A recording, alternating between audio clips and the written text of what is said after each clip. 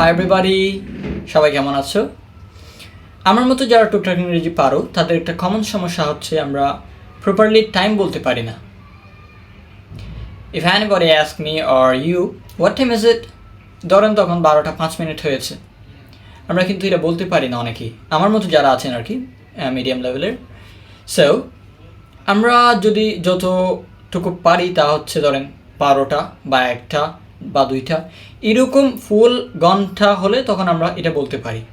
তার চেয়েও যদি একটু অ্যাডভান্স হয় তবে আমরা হচ্ছে 12টা 30 বলতে পারি।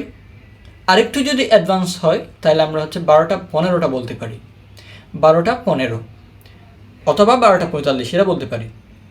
সো যখন আমাদেরকে প্রশ্ন করা হয় মানে এখন 12টা 5 বাজে অথবা 12টা 7 বাজে অথবা 12টা 46 বাজে অথবা 12টা 52 বাজে, যদি আমাদেরকে প্রশ্ন করা হয় what time is it, so আমাদের উত্তর ততটুকুতেই আটকে যায়, আমরা বলতে পারি না এটা।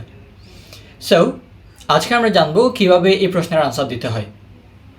ফার্স্ট অফ অল আমরা জানবো, ধরেন আমরা 12টাকে মেইন ধরি, দেন হচ্ছে প্রথম 12টা 15 পর্যন্ত শিখি।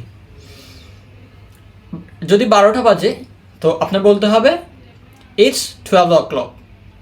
ধরেন এখন হচ্ছে 12টা 5 বাজে, so if anybody ask you what time is it, তখন আপনাকে বলতে হবে ইটস 5 past 12। যদি 12টা 7 মিনিট হয় ইটস 7 past 12। 12টা 13 মিনিট হয় 13 past 12। সিমিলারলি ধরেন 12টা 15 হয়ে গেছে, তখন কি বলবেন? আমরা ফুটবল খেলার সময় বলি না সেমিফাইনাল, কোয়ার্টার ফাইনাল। কোয়ার্টার মানে হচ্ছে 4 ভাগের 1 ভাগ, তো একটা আওয়ারের 4 ভাগের 1 ভাগ হচ্ছে 15 মিনিটস। সো এখানে আপনার বলতে হবে it's quarter past 12। Okay, so এরপরে আপনি 30 পর্যন্ত চলে যাবেন। সিমিলারলি আগে যেটা বলেছিলাম past, 20 past 12, 21 past 12, 18 past 12। Similarly আপনি যেতে যেতে 29 past 12 বলবেন। 30তে গিয়ে কী হয়ে যাবে? ফুল আওয়ারের অর্ধেক হয়ে যাবে, তাই না? সো এই জায়গায় আমাদেরকে বলতে হবে হাফ past 12। ইংলিশের একটা মজার বিষয় হচ্ছে এরপরে যখন যাবেন আপনি, তখন হচ্ছে আপনার সামনে যে ঘন্টাটা আসবে সেই ঘন্টাটা ধরে বলতে হবে। আমরা বাংলায় এটা বলি না 1টা বাজতে 10 মিনিট আছে, 1টা বাজতে 20 মিনিট আছে, এরকম বলি না? সো এই ক্ষেত্রেও মানে 30-এর পরে গিয়েও আপনার সিমিলারলি এভাবেই বলতে হবে। মানে ধরেন আপনার 12টা 35 হয়েছে, তো আপনার 1টা বাজতে কয় মিনিট আছে? 1টা বাজতে আর 25 মিনিট আছে।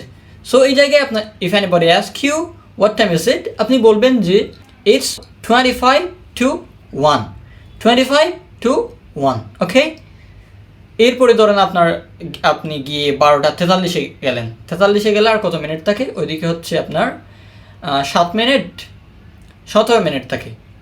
সো